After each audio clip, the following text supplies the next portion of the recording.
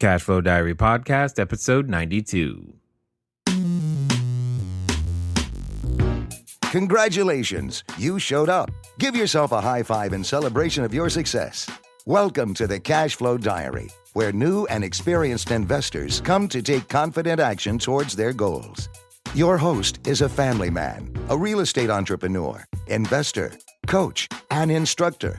As a master facilitator of Robert Kiyosaki's Cashflow 101 game, he's inspired many to begin their journey into creating cash flow for themselves and their family. And now, here he is to offer you the tools required to earn the income desired. Your cash flow coach, Jay Massey. Hello, everyone. Glad you're here. Glad you're listening. And today is going to be something of a different show type. We want to experiment with some things. We produce a lot of content, and I'm sure, a lot's a relative term, but many of you may, or maybe you don't know, that we have a web show that I do, and I record it live every Tuesday, or I should say most Tuesdays, at 4 p.m. Pacific time. And what I do is I just answer the questions that are sent in to us. I just answer questions. That's really all I'm doing.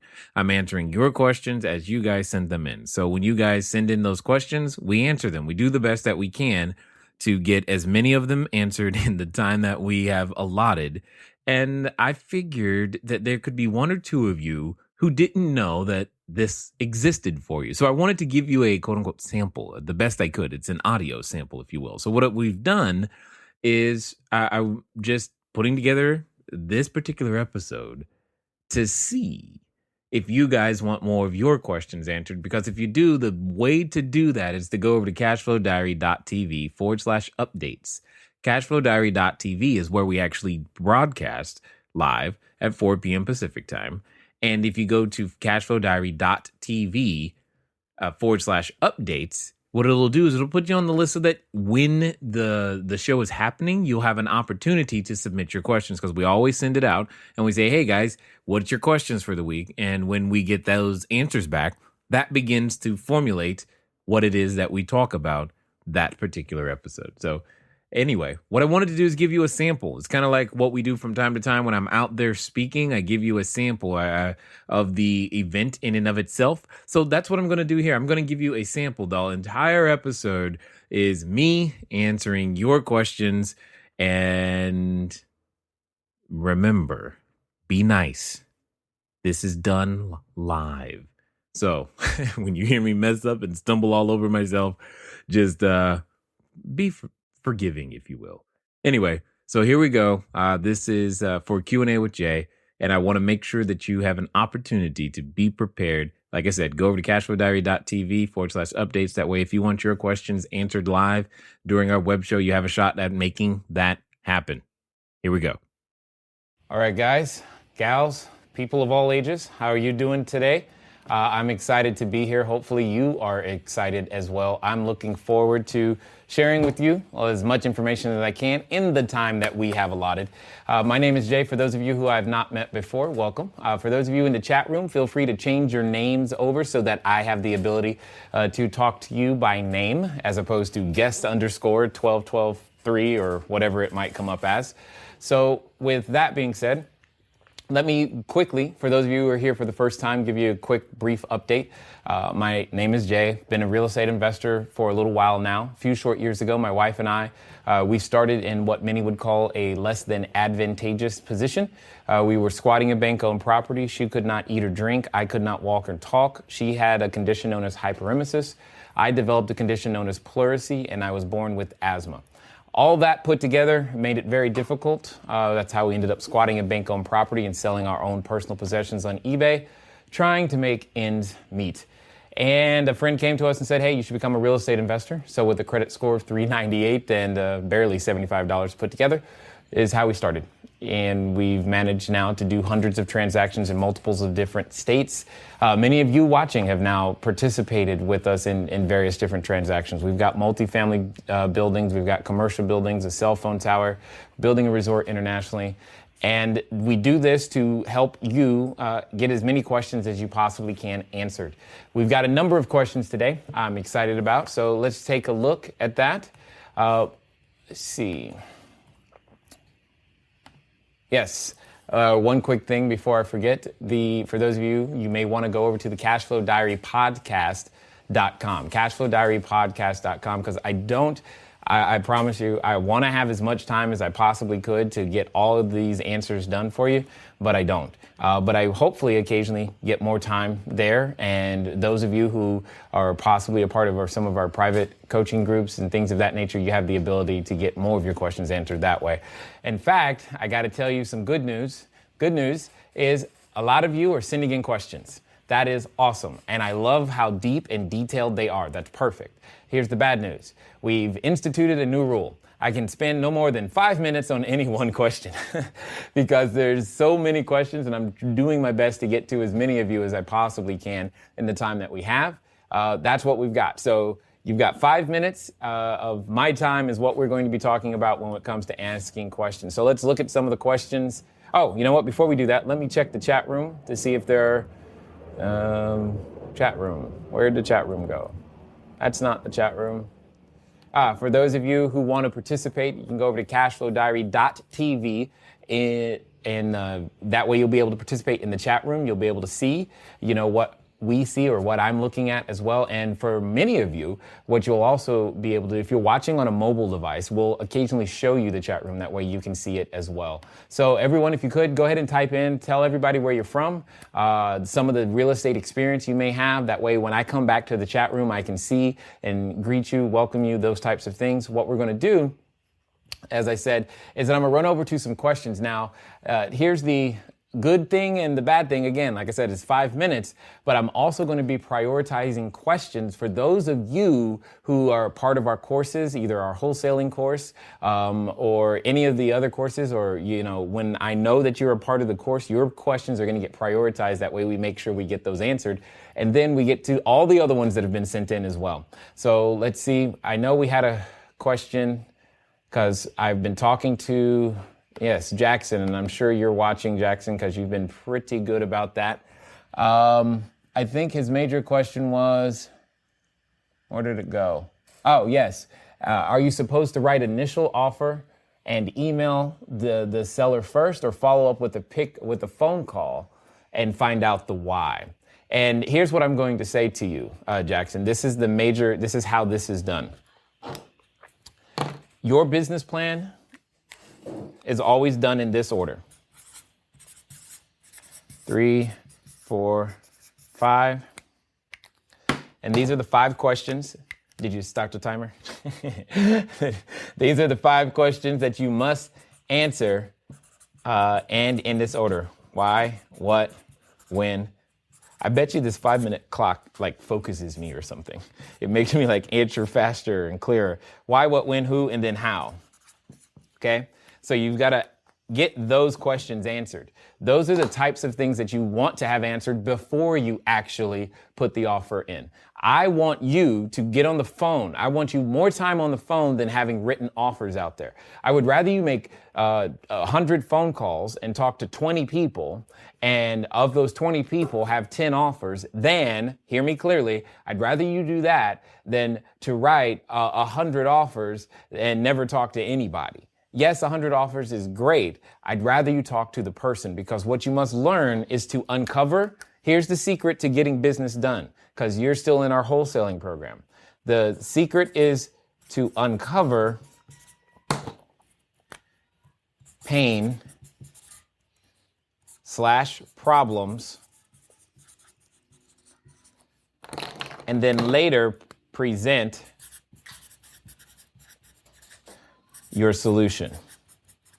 And these are the types of questions you're going to be asking. You're going to be asking the why, what, when, who's, and hows. And you want to find out those 3 things that you've been learning. We all know that we must know, are they ready to do business with you now? Can they do business? And are they willing to do business with you? That's what you've got to find these 3 things out, as well as get this information so that you can go out there to write the offer. So I would rather you than writing. I'm again, man, I can't tell you how proud I am. I'm very excited to know that you keep sending in, you keep connecting, you keep contacting us, letting us know This is the progress that you're making. This is what's going on. I totally appreciate your commitment. That's what I love about people. It's why you're part of the reason I do this, just so you know, is because I want people to go out there and have different results, different actions, and you believed in yourself enough and you trusted us with our education to go out there and make some stuff happen. I'm excited about it. Keep going, but that's your answer. Make the phone calls first. How much time do I have left? Did I do it? 3 seconds? Oh, 3. Oh, goodness. All right, so let's go to the next question.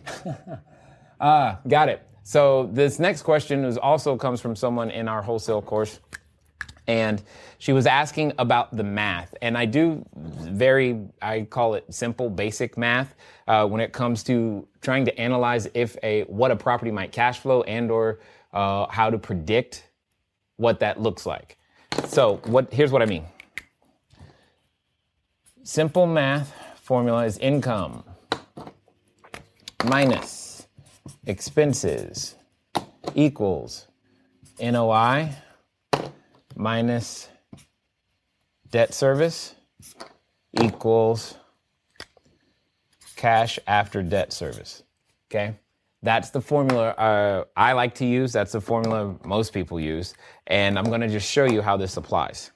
So, especially when you're trying to make that is this property worth pursuing or not type of decision. So go, no go. Eventually you get to the point to where you can do this in seconds as opposed to it taking a long time. So let's say, for example, the property rents for $1,200. The expenses, I'm going to automatically calculate at half that number, which by default means half is left because I'm doing subtraction here. Okay, hopefully that makes sense. And then, even though I don't have the financial calculator out right now, but we will later, right? We're just going to say that for debt service, principal and interest, we're allocating $300 on a monthly basis towards that, which means, in general, $300 is what's left over. The question I have to begin to ask myself is $300 on this one property, on this one door, this one unit, is that acceptable to me or not? It's up to you. It doesn't have to be, it could be, but the point is, for me, this is a go decision. This is a total go decision because I'm okay so long as the property has at least $100 of cash flow on the door. But some of you might want a fatter margin. There's nothing wrong with that. Then when I interpret this information, here's what this means. This means that if the property rents for $1,200 and I manage it so that I'd spend no more than $600 a month in expenses and make sure that my mortgage payment's no more than $300, then you have a good shot at being able to make this property work. You got to make sure you include all the expenses in your economic model and make sure that you work with a competent broker to understand how your loan works as well, or your private financing that you structure. So these are the this is how the math should be done. Now, you could also do it in reverse. Okay, you could also do it in reverse. Let me show you what I mean by that. What I mean is, say you just said to yourself, I want to make $200 per month of cash flow. So we're going to start with the back end. So cash flow. And we want that to be $200. Then what that means is, okay, we have cash flow.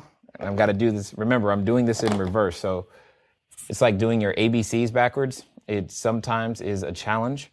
So you're actually adding the debt service back to come up with a new number. And that new number is going to be the NOI. And then you're going to add the expenses back to come up with a new number. And that new number is going to be the rent or the income for the building. Now, in our previous example, what we used a 50% expense ratio and a 50% debt service ratio. So meaning half we used a debt service coverage ratio of 2, which is the same thing as saying that half the payment or half the net operating income is equal to half the net operating income is equal to the debt service. So that's what we're talking about here. So here's how that breaks down. What I'm going to do is I'm just going to add the same number to itself. So 200 plus 200 is going to give me 400. 400 plus 400 is going to give me 800. This now tells me, according to this formula and this way of thinking, if I'm looking for properties that have $800 a month of income, $400 a month of expenses, and I can get a loan or private financing in the form of $200 a month payment or less. This is all what we're talking about here. So you could use the formula either way, but you can use this formula to figure out how to communicate with the realtor, how to figure out, how to communicate at networking groups. When people ask you, what are you looking for? These types of numbers help you. So hopefully, I think that was Katie's question. Hopefully that helps you, Katie, right there. All right, so let's get over to the next question. I think I'm liking this 5-minute thing. All right, Paulette. He has 2 houses, okay. Front will rent for $1,000 to $1,100 once rehabbed. Back will rent for $700 to $975. Rehab will be approximately $60 to $80 per square foot. I'm going to assume, Paulette, that we're talking dollars, because I don't know. You could be from another country. So I'm going to do everything in US dollars just so that I'm thinking, and I'm not, because you're talking about square feet. The higher range, if I have a contractor do the work. The front of the house is 1950, still has original crown molding and no mold. Newer roof. Back of the house was burned by vagrants. Yes. Not a hot fire, as far as I can tell, and it appears not to have any foundation involvement. Okay.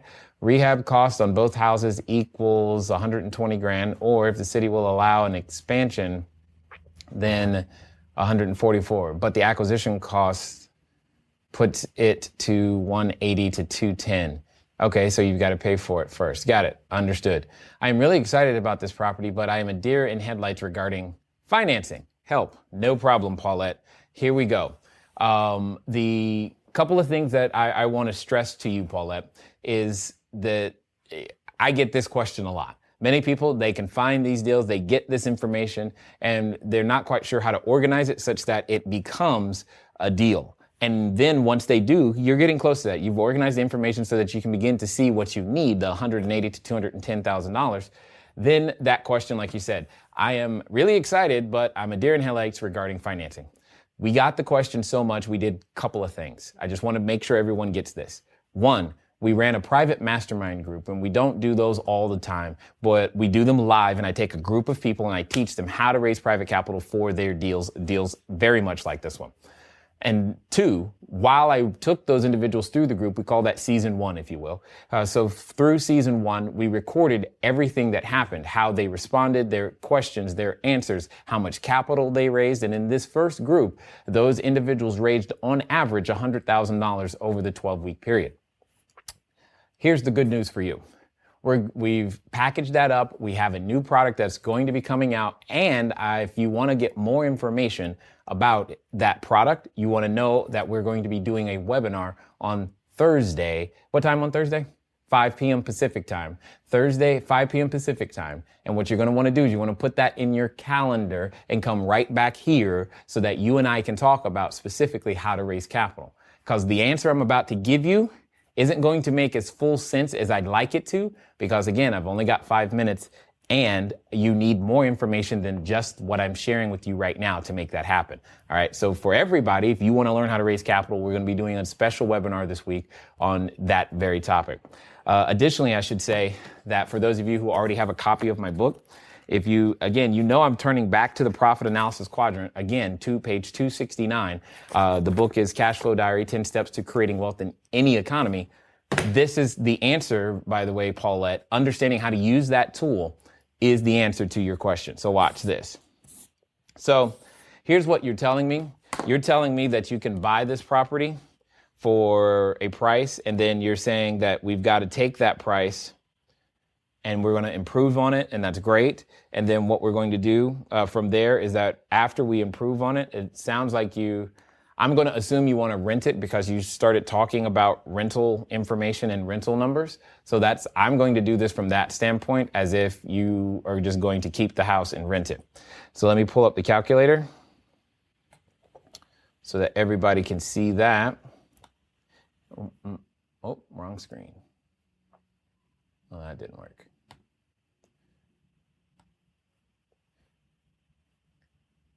Okay. Now, there we go. So now what we're going to do is we're going to do some math together and figure this thing out for you. So first and foremost, we need to figure out where we're starting at. So 180, I'm going to take the low end of all the numbers, okay? So first you're telling me it's $180,000 is where we are. So I'm going to type in 180 minus, and I'm going to take the low end, so it's 120 of the rehab costs. So I'm going to take minus the 120. And if I understand that correctly, what you're telling me is that I can buy the building for $60,000. Okay? What does that mean here? Okay. What does that mean? You're going to have to give me a little bit more time on this one. So what does that mean here? In the profit analysis quadrant here, we're talking about appreciation. Here, we're talking about depreciation. Over here, it's amortization. And over here is cash flow. So the appreciation in this case is going to be forced appreciation. For those of you who remember, there are 5. We don't have time to go through all 5, but there are 5. And we're talking about forced appreciation is the primary play, is what I see. We're starting at $60,000 on our way to 180. Oh, sorry. We're going to put another 120 in the building. What I don't know is the after repair value, because that's probably the one piece of material that I'm missing in this case. You tell me what the rent would look like, but you don't tell me what the after repair value is. So just know that the homework assignment is to go find out what the after repair value would be on this particular deal. So assuming the after repair value is, and I'm totally making up the number right now, I'm going to say 300,000. The difference between the 180 and the 300, this is your $120,000 of forced appreciation. So that's what you need to know. You need to know what the ARV is to figure out your appreciation for this particular quadrant of the whole transaction. Now, there are 4 quadrants. We're only going to talk about this one for the time being, so that you can understand how this works. So of this $120,000, the question I would have for you is how much do you want to give away and how much are you willing to keep?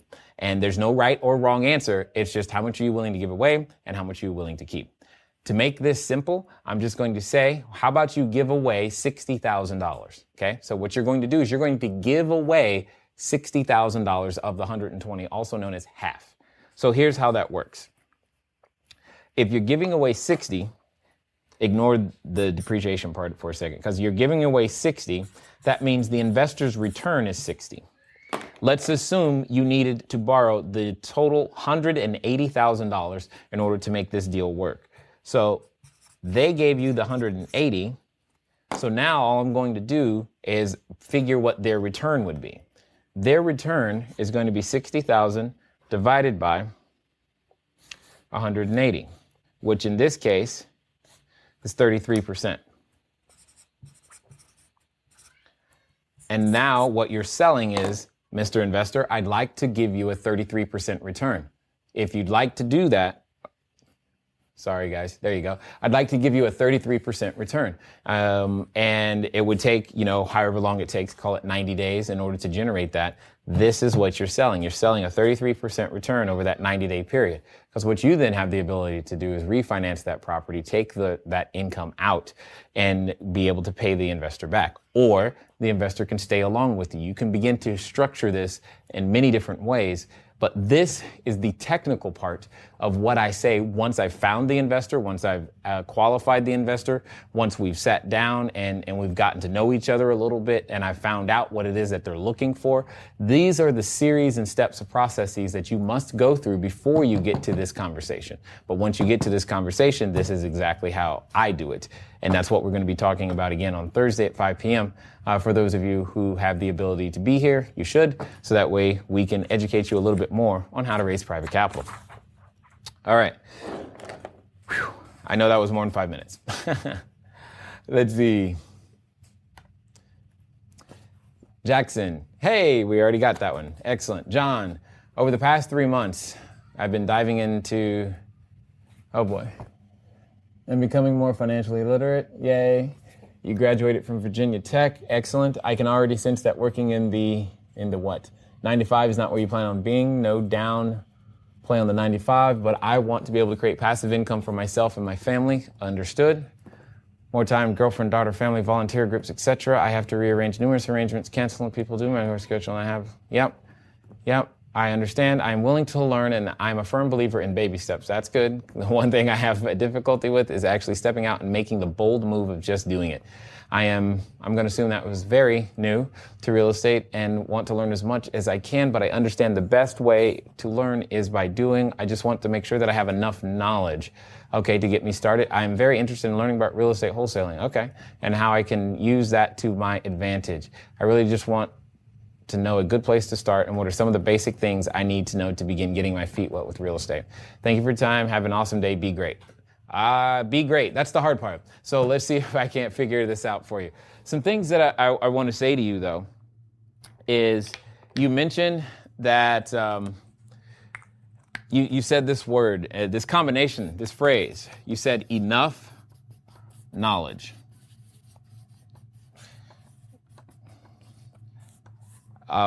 My question to you is, how do you know when that is? How do you know when you have enough knowledge? I'm not sure I have enough knowledge. I don't know that anybody ever stops learning. And part of what you're saying, I think, is also true, is that you can't just learn from books. There's two concepts that Jeff Olson talks about. Jeff Olson, in his book, The Slight Edge. The Slight Edge. And in The Slight Edge, he mentions the two different things about the idea of, book knowledge as well as action knowledge or knowledge that comes from experience. And you've got to mix the two together. And sometimes it's okay to go out there before you think you have enough knowledge. In fact, I often tell people to start before they're ready. Jackson here is an example. He's been, I think, 7 or 8 weeks now into the process, and he's already writing, a number of transactions or a number of deals, a number of offers every week. He knows how to do that. He didn't start that way, but it's been a process, and he's been going and moving at what I call the speed of instruction.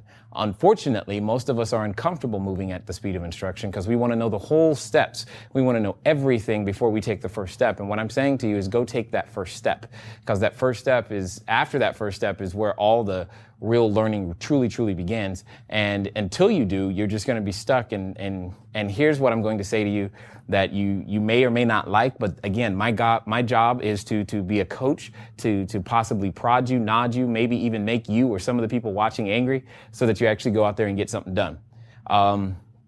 What I mean by that is simply this. Fear does a number of things to us, okay? It does them in a particular order, and I want to say this to you clearly. Fear does, first it disguises itself, then it divides us, and then it destroys us. Disguise, divide, destroy. That's what fear does. And right now, one of the more popular disguises for fear is, I don't know enough yet, so I can't get started. It's the first thing I recognize when I'm reading your thing, and I'm like, oh boy, I know what that sounds like.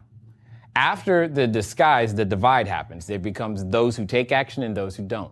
And then because those who take action achieve a result, those who don't also achieve a result. It's just one that they don't want. And then this divide begins to happen.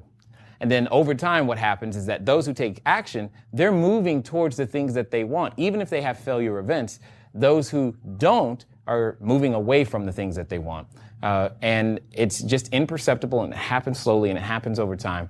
And my counsel to you is to go take action, to put fear in the back seat. It doesn't mean that you're suddenly, unafraid. It just means that you're willing to take action in spite of the fact that you are afraid. And my friend, that's what I want you to do. You can do that.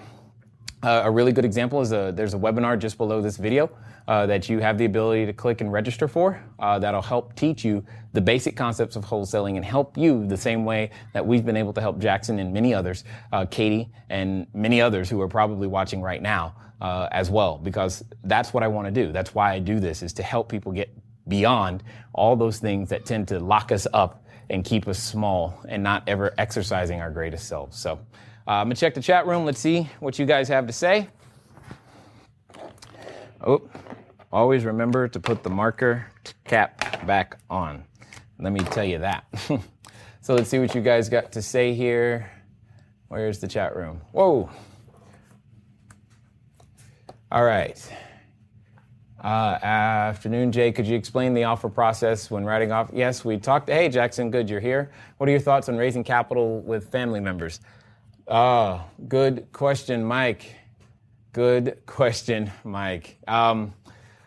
Mike, and what's interesting to me is that Mike was one of the participants in the live mastermind group. So that's good. Hopefully, Mike, you are still out there using the information. As far as raising capital with family members, I don't mind it per se. It's just that none of my family members have any capital. You know what I'm saying? So with that being said, you've got to ask yourself, do you actually want your family members understanding and knowing how much you earn? Is that comfortable for you? If the deal goes south, is Christmas now going to be less than amicable? And everyone needs to be very, very hyper clear. You don't need to give them any sort of discounts. In fact, in many ways, you need to make them jump through more hoops and have tighter policies and tighter stringent rules when dealing with family members. So those are probably the biggest counsels pieces that I would give you, because you're going to see these people all the time. And when you see them, you want to make sure that you're in a position to where you actually don't want to hide, regardless of whether it goes well or whether it doesn't. So let's see.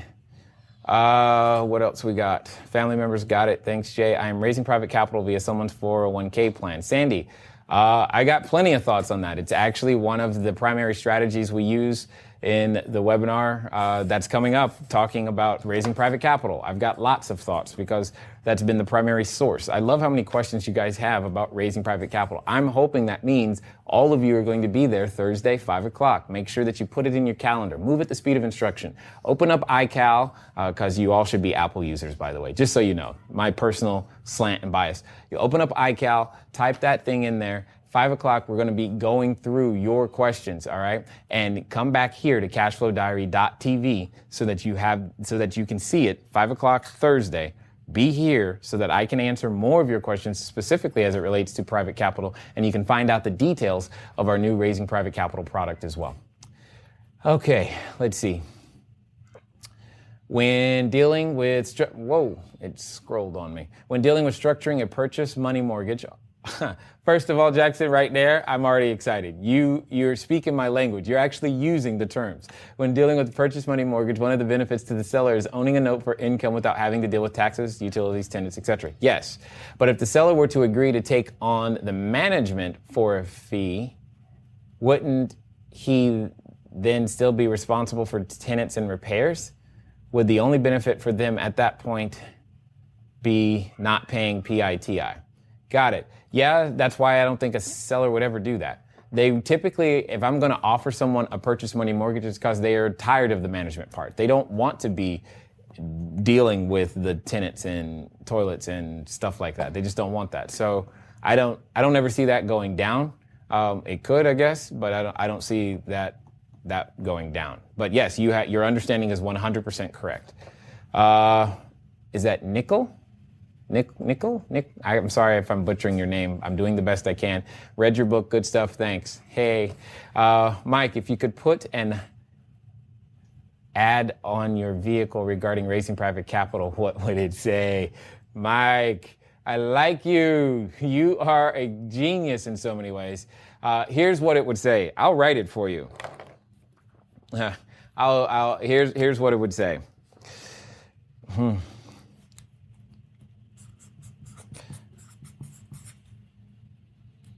Need deals? I'm totally making this up, by the way. Got money? Text money to 949 682 3565. Now, I know that sounds funny, but that's actually a live number. For those of you who want more information about the Raising Capital product, you can see I'm excited about the product because people have been able to raise capital. Sep, who's in the chat room right now, I saw his name, was by far the clear winner when it comes to getting in front of capital and being able to figure this thing out. And that's what I'm saying to you is I'm excited about it, and you should be excited about it. But more importantly, if you've ever wondered why on earth would someone give you money? Why on earth, what problem are you solving for the person with money? That's another reason you're going to want to be on the webinar Thursday, 5 p.m. is because people with money still have problems. They still have problems, and learning how to talk to them about their problems and address them and solve them is the key. All right, so let's see. Thank you, Mike. I like that idea. Jackson, if I found a deal that was great to hold on to and didn't want to let it go to wholesaling, what would be your favorite strategy to keeping it if seller financing wasn't an option and you don't have the capital yourself? Wow, Jackson, that's pretty much everything I do right there. What are your thoughts on raising private capital if you wanted to? Oh, see, you just lost me right there. I was good until you said live in it yourself. That's the only thing. Everything else is raise the capital, but don't live in it yourself, rent it out. And if there's a place you want to live in, here's how you tackle that. You do enough of those types of deals until you have enough passive income to pay for the place you really want. Okay? And then you move there. So, in fact, I'm sure the guys here in the studio are eagerly awaiting the day that I'm ready to really move into what I really want. But until then, we're here. So, oh well. And that it is what it is. But I'm in agreement with 100% of your strategy until we get to the point and you're talking about living in it yourself. So that's where you miss. Hey, Richard in the OC. Excellent. Sandy, I was afraid to speak with an old friend about real estate investing, and I did it anyway. Yay. Guess what? She will be participating in a deal using her retirement account. That's called opening your mouth. Yes, good job. She was thrilled to do so, of course, and I shared this with the people in this room so they know not to fear having the conversation. It's just a conversation. And he's so right. Thanks, Sandy. And yes, here's the thing. An offer is an invitation for a conversation. If you can ask someone, hey, would you like to go to the movies? Then you have the ability to ask them, hey, can I use your $200,000? It's the same thing. You're like, no, it ain't, Jay. That's $200,000. A movie ticket is 40. Yeah, no, I know, 40, right? It depends on where you're going for the movies. The point is, you can ask them to go to the movies. If you have the physical ability to do that, you can ask them to use the capital because you're solving a problem. The movie solves a problem. Entertainment is usually something that we're after. We want to be entertained, so we pay for it. When you go to the restaurant, hey, let's go eat together. Okay, cool. Solves a problem. They need to eat. All of these things are things that we just don't think about in the same way. An individual, just because they have money, I've heard people tell me things like, hey, I got too much money. I don't need any more money. And those are the individuals I love working with. And what I'm saying to you is you have the ability to be in front of them. I can teach you a system that'll keep you in front of them and allow you to use it over and over and over and over again so that you can continually raise capital anytime you need it to go out there and do bigger, better, and more deals. So, let's see. Okay. Let's go back over to the questions that were sent in. So, John, we are now into Debbie. I have ordered Jay's book. It's not here yet. Awesome. And I have been researching properties, especially foreclosed condos and duplexes. I want to learn how to use, seriously, other people's money. There's a group on LinkedIn where people post that they have capital for real estate. Are these legitimate? Ooh, good question. Good question, Debbie. Love it. Personally, I've not done any business with any of those. I can't say they are. I can't say they're not. What I can say is this. Even if they are, I would still rather deal with someone I could see face to face. I could hear and talk to a real person because they're going to have a little bit more stringent requirements in terms of the box. So let me tell you what I mean. And we're kind of getting ahead of ourselves here a bit in the sense that for those of you who are coming on Thursday at 5 p.m. To CashFlowDiary.tv to watch the webinar on raising private capital, this is some of the stuff that we're talking about. So there are different sources of capital, right? And not all capital is treated equal. Not all capital has the same amount of requirements. Not all capital has the same amount of restraints. Like many of us are familiar with banks, right? Banks typically use this FICO. That's their box. Their box is a FICO, and that's what they use. Sometimes you're familiar with places like angel investors, right? and their box is whatever they want it to be. You know, it's usually a cause, it's more cause driven, not always financially driven, etc. And then we've also got VCs, right? Venture capitalists. And they've got a completely different box. And then we actually have the person that I'll teach you to find is the private investor. And they've got a box. That box, my friends, is what I call investor identity, and you've got to learn how to recognize and understand that box. Failure to understand that box is why you don't have access to the capital from these sources. Once you understand that box, they'll give you all the money that you could possibly use once you understand it, and that's the key. One of the many keys. We've got it. It's 8 keys to being able to get access to raising private capital, and this is what we're talking about. So understanding their investor identity is very, very huge. It's very, very important for you to do. And that's why you must begin to understand it. So these people in LinkedIn, they've got a box. The challenge is the person on the phone is probably not the one that's controlling the box. And that's what I want to do. I want to be as close to the person controlling the box as humanly possible. I can't get much further away than when it comes to banks, because banks just doesn't somehow make it work right. And they've got their own box. It's predefined. It's very stringent, the way that they do things, and it doesn't typically fit what you and I are trying to do as investors. So learning to find the private capital is a good idea. It's better for you to figure out ways to attract the capital to yourself than to go to someone advertising for capital. Because if someone is advertising, I've got money, bring me your deal, their box is by default going to be narrower usually than what you're looking for. So hopefully that helps. All right, let's go to the next question. Or hold on. It looks like there's a question in the chat room. Let's see. Are you saying to use or not to use private capital for the purchase of your own home? I am saying not to. I am saying not to. I am saying not to. Hey, don't do it. Okay, that's what I'm saying. Because that is now an expense. I would rather it be a business transaction than something personal. If something goes south and you've used that's not good. I can't see how that goes well. I just can't see how that goes well. So that's why I'm saying that, all right? That's what's important to think about there. All right, so let's go. That was Debbie. Justin, one specific challenge has been collecting money that is owed to us once tenants move out. Oh, okay, got it. We have a security deposit in place, and we do take tenants to court when necessary, but none of that result is actually receiving the bulk of what you are owed. Correct, I agree. In addition, we are currently using bank financing for our real estate operations. See previous question. It has become more and more clear over the years that banks are becoming highly inflexible. Okay, I should remind you guys, I don't look at these questions ahead of time. I just answer them on the fly. I look at your deals on the fly, and I just find it interesting. We just had this conversation from Debbie, but we'll see. Let's see what else is going on here. Are becoming highly inflexible in how they examine deals and manage the ongoing mortgage process. Yeah, you just made my case, Justin. That's how I feel about it. You just made my case. That's exactly why you've got to learn to use private capital so that you can renegotiate when stuff happens, and stuff happens all the time. And that's what you got to learn to do. You got to learn to become the person that's willing to fight through, figure it out, and make the tough choices when need be, and figure those things out. I'm not perfect at it yet.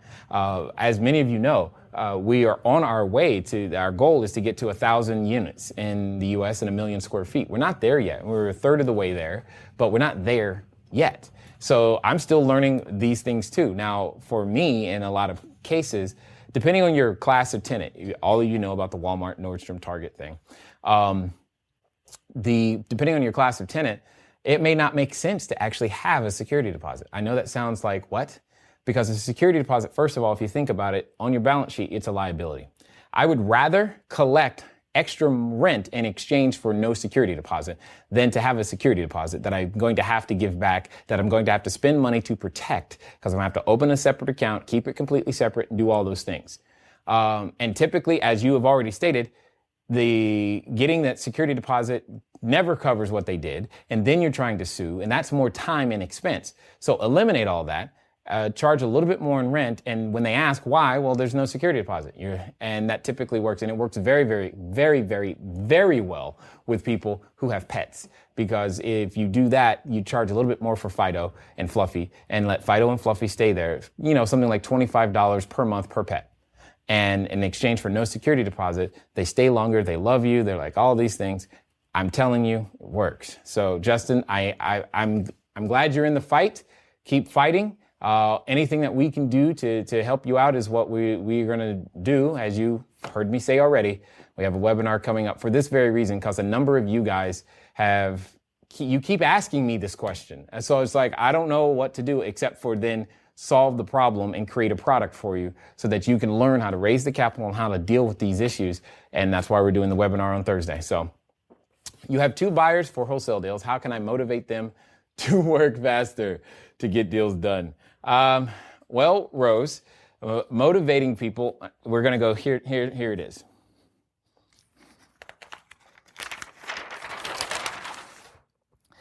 I'll explain this more fully, but I was talking to Jackson earlier. So Rose, now I'm going to talk to you. And remember, it's these 3 things. It's now, you, can, and the rest of it, so it says 1, 2, 3. Sell me something.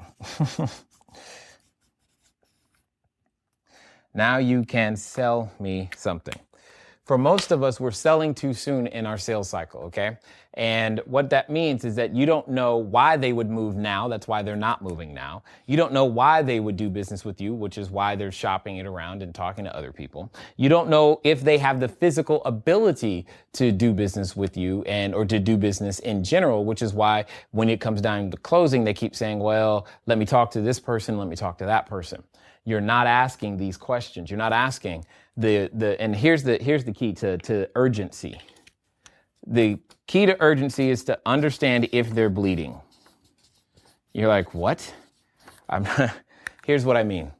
Many of you right now watching this, you may have something wrong in your body. So I'm just going to use your physical body.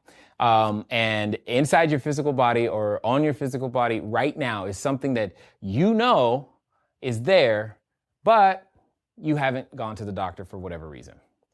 Now, you wait until that something swells, changes color, starts leaking, and then all of a sudden, it became urgent, didn't it? And you know what you do? You get on the phone, you call the ER, and you head out, and you get it handled. That's the point. It wasn't urgent enough yet for you to do something now. So when we're dealing with investors, we've got to understand, why on earth do you want to be involved in real estate investing? One of my most favorite questions that I often tell people to ask, and I kid you not, it works. It's really why. You ask any question. My favorite one being, have you ever considered getting involved in real estate investing? Then when they answer, you go, really why? In that chain of questioning and understanding that is how I've been able to pull together a bunch of resources to go out there and do business. My point in saying this to you, Rose, is that you haven't done enough questions to find out if they're bleeding. Therefore, they see no reason to move today, because moving today is no different than moving tomorrow. So the question is, why? You need to know it. And because you don't know it, they can take their time. Okay? Let's see. Is that in the chat room? Tiffany, we'll get to your question in a second. Let's see. Whoa. What is this? Okay. Do you or have you been a member of any networking groups? Yeah, Mike. And no, I don't use a Wyoming entity at all. I have been a member of BNI. That was a long time ago.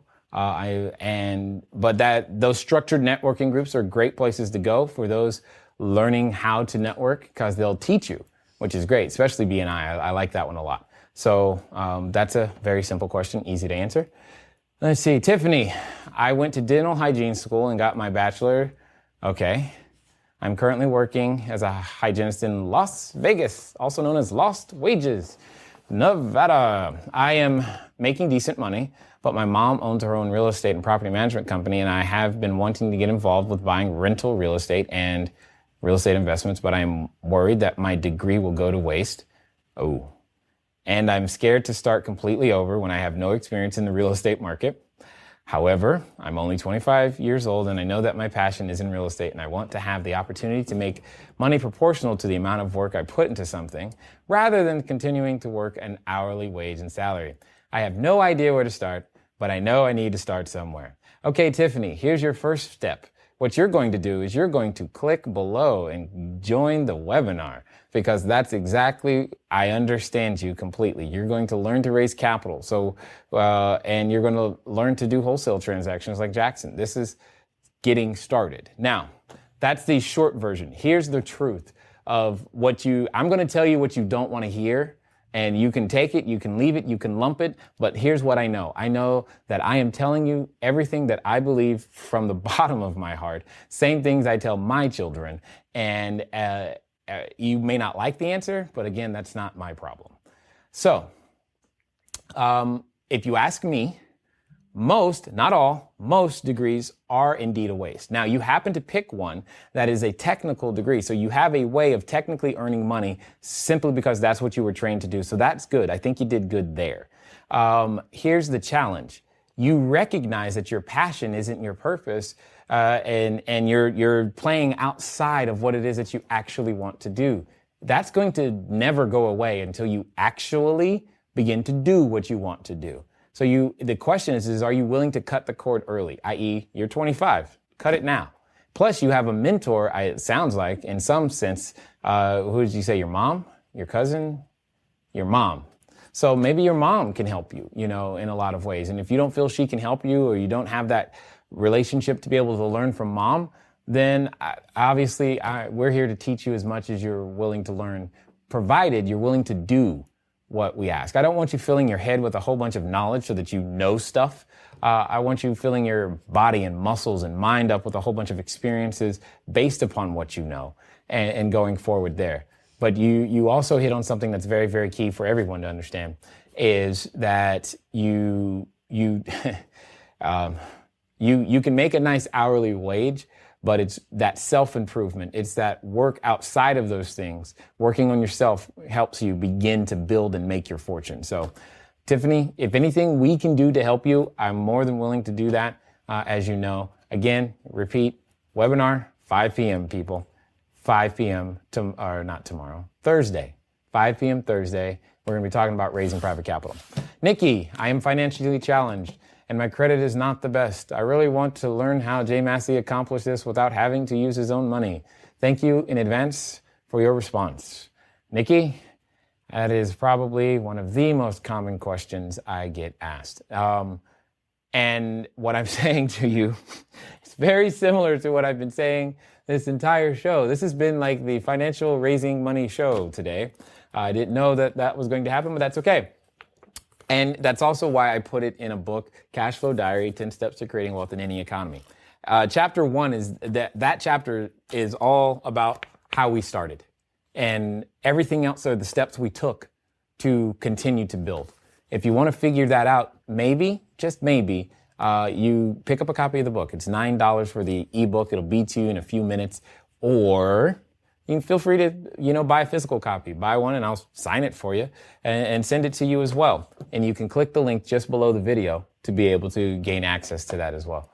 Because there's a lot that has to change with your mindset. There's a lot, what you don't have isn't important. What you should begin to focus on is what you do have. And when you do that, you begin to see different things, different opportunities come your way. So just keep that in mind. Okay. Problem, my age. I am 17. Wow. Tyler, that is probably the most direct question I've seen in a long time. That your age is not a problem, but I love the way you said it. Your age is not a problem unless you choose to let it be a problem. You could reverse those digits and say, problem, my age is 71, and I would still tell you the same thing. The age is not a problem. What is a challenge is your ability to think about leverage. Sometimes what you're leveraging is OPT, other people's time. Sometimes you're leveraging OPK, other people's knowledge. Sometimes you're leveraging OPE, other people's everything. I was going to wait until someone shouted it out. Then I realized you're over there on the other side of the camera. I can't hear you. Other people's everything. So in your case, my friend, when you being 17, you need to leverage someone who is 18 and has the physical ability to sign a document. That's one thing you need. You can run all the math, you can do all the numbers, you can do all the research, you can walk all the property. You just need someone to sign documents, my friend. That's it. And in exchange for your signature on these documents, you get to be a part of this LLC that I also own. So you and this person form an LLC, go out there and make things happen. That's what you're missing. See, I just reframed that. And now you've got a person on your team and you're learning together. And we all know if you have a study buddy, you're actually more likely to pass the test. So keep that in mind as you go out there. Your problem is so not your age. Peter, I am working in South Africa as a real estate agent. Awesome. First person from South Africa. We've got, I know there's people from the UK, Germany, I believe Israel, or no, he's in Canada right now, but he's from Israel, and clearly South Africa. I'm working in South Africa as a real estate agent. My biggest desire is to get buyers that are trustworthy.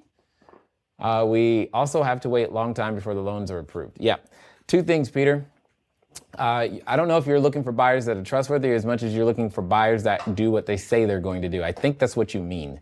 And because I'm not sure if that's what you're saying, or if you're saying that people say they're going to buy with you and then they end up buying with someone else. It's one of those two things. I'm not quite sure which, but you just need buyers who have the capacity to close.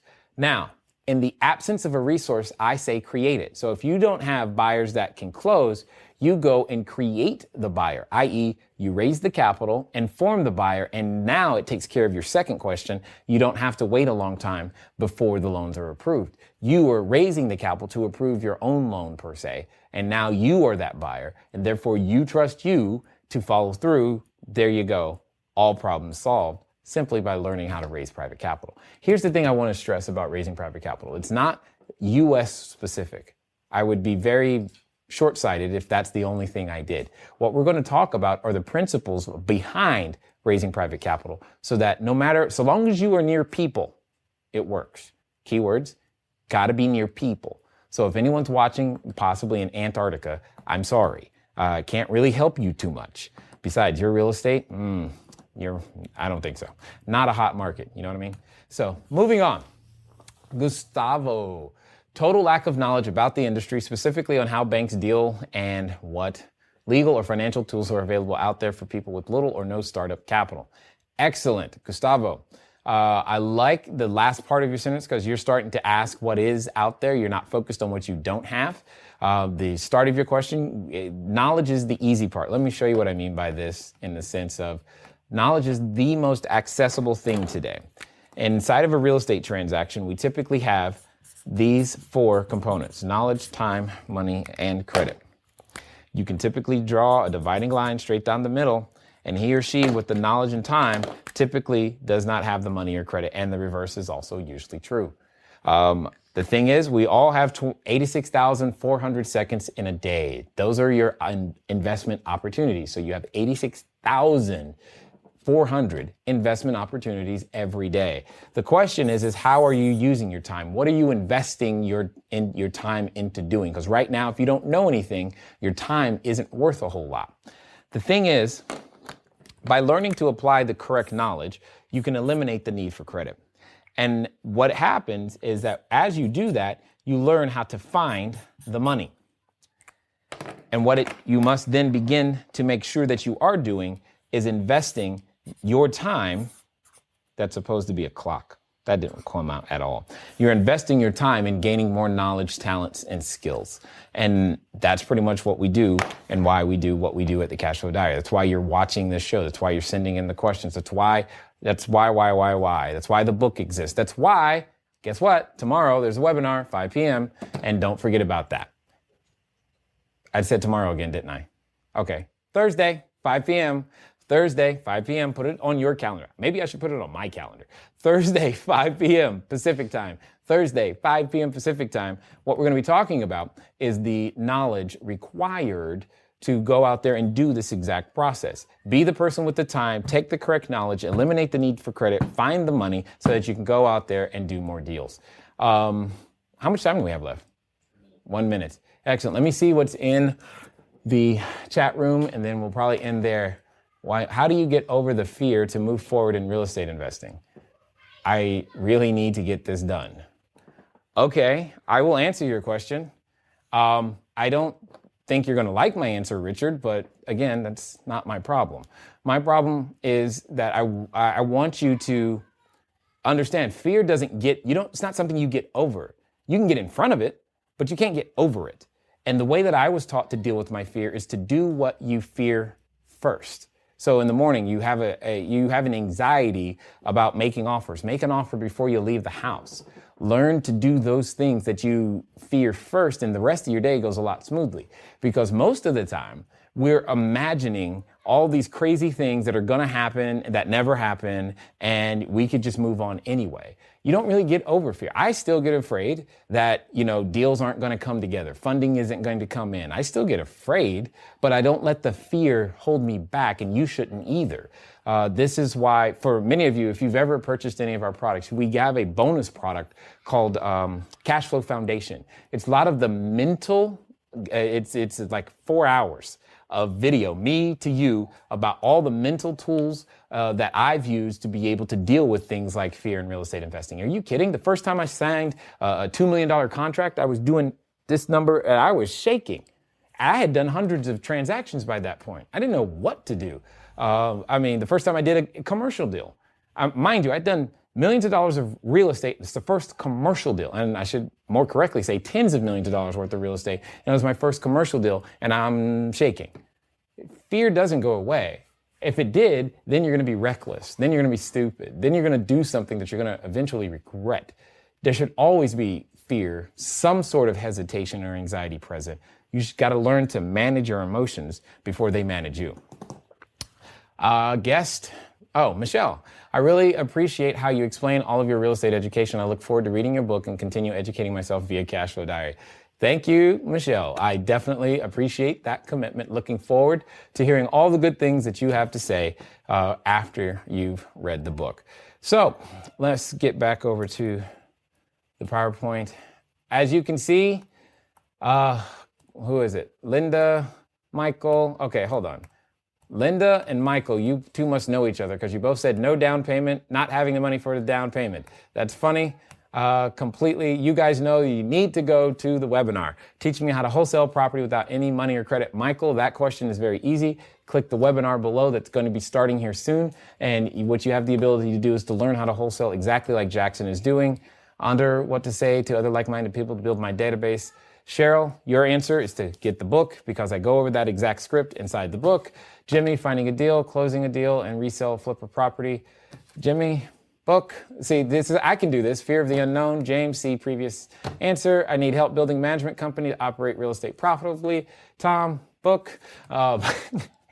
I'm being kind of funny, but you guys, there's so many questions. Oh, okay, so let's see. I'm a novice to the real estate industry, and I would like to absorb as much knowledge as possible. I'm a single mother of 3 beautiful girls, with one heading to college. Mine's heading to college, too. I was once a Section 8 and food stamp recipient, and I thought I needed a degree for a better job with more money. Now, 3 years later, with the nursing degree and a decent salary, I realize I'm in the same boat as I was a Section 8 and food stamp, except I'm the only one supplying all the cash as long as I am working. Wow, this is good. Now, looking into the future, I do not see how I'm going to provide an education for my girls as well as plan for a retirement and care for a mother who I know is not financially stable to retire in 12 years when she'll be 65. I am a visionary, quick learning, hoping to gain as much knowledge someday to become a real estate investor and much more. Okay, guys, here's the deal. I'm going to take some extra time to answer this one because this is real. Hopefully you don't mind. Maybe you stick around. Maybe you've already gone. But Letty, this is for you. Couple of things. You've got to, here's what it is. And you are learning things, and in the real world practice, first of all, you learned a very valuable lesson that What you think may be true may not necessarily be true. What you've heard is true may not necessarily be the way. I get this all the time. How is it? I'm a college dropout. I've got a PhD though, public high school diploma. So let's give me credit for that. And if people wonder all the time how all these things come together. I've got a lot of street knowledge, not as much book knowledge. I've got a lot of seat knowledge because I've been in there. I've mixed it up. I've had people steal money and all these other things from me and figuring out ways to make capital and payroll and all these things still happen isn't easy, and it's not for the faint of heart. So if you're still listening and I haven't scared you away, watch this. All of us earn money in usually one of two ways. Either we do it with our labor, or we do it with an asset. Okay. When we do it with our labor, that labor is usually tied to a clock. That's what it's usually tied to. And there's only 86,400 opportunities every day, also known as 24 hours, every day to invest that time to produce the result. Here's the real issue. The issue for you, Letty, and many others is that you're on a 1-to-1 ratio. You only get paid a certain dollar amount for 1 hour. If you could even just figure out how to get to a 2-to-1 ratio, you'd be doing twice as well, even if that second thing you were doing didn't earn any more money or even earned half the amount of money that you currently earn at your job. Because that second thing has the ability to produce income without you being present. And this is the key, and this is why assets are powerful. This is why assets are powerful. So what does that mean? That means when you own a single family house, let me show you. A single family house, doesn't that look pretty? Who wants to make an offer? All right. So when you own a single family house, this house is working 86,400 seconds every day, but so are you in theory, right? Say you still have your job. So now what was 86,400 seconds is technically double that. But once you add another house, so how many houses do you want? 10, 20, 30. It doesn't really matter to me. Here's what I'm saying to you. The word you're looking for is pay time. And this is part of the bonus material that we typically have, but whatever. Pay time. Pay time is simply that time you spend in front of or on the phone with a prospect or a customer. When that prospect or a customer is using your service, that's pay time. That's what I'm talking about. This is what we all need more of, okay? And the way to get it is to deliver a service without you being present. That's what real estate has the ability to do. You've got to learn how to gain control of these assets using none of your own money or credit or using other people's money so that you can go out there to begin to build this. That's exactly where I started from. That's what the book is designed to do, is to teach someone whether they've ever done it before or not isn't important. What is important is that you're willing to take a $9.99 gamble on yourself if you want the ebook, or a larger gamble, quote unquote, on yourself if you invest in one of our courses, so that I can show you step by step. And again, it's proven information because you get to watch what the other participants did and do to gain their success. And for those of you in our courses, you do know already that we have a private Facebook group so that you and I can continue to talk and we can all continue to grow together as we go out there and build bigger portfolios.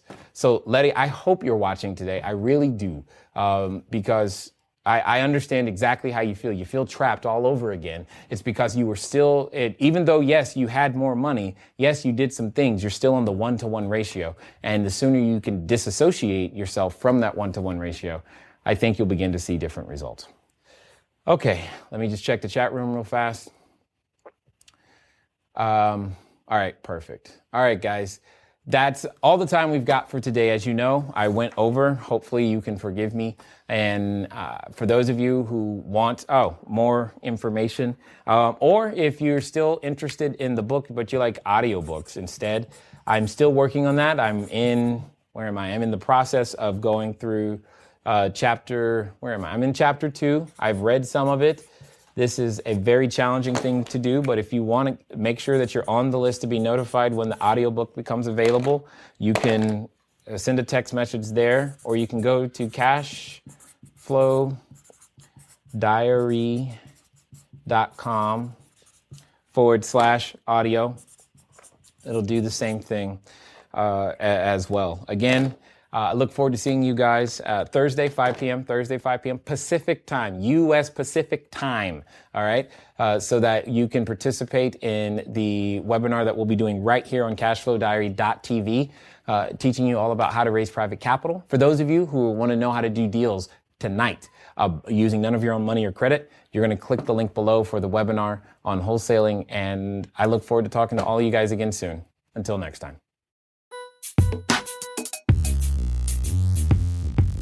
Thank you for investing your time with Jay Massey and the Cash Flow Diary. When you have a moment, please visit iTunes and leave a positive comment about the show. And go now to our website, CashFlowDiary.com, to take advantage of our free business building course, Cash Flow Foundation. Gain the knowledge, understanding, and skill that will teach you how to never need a job again.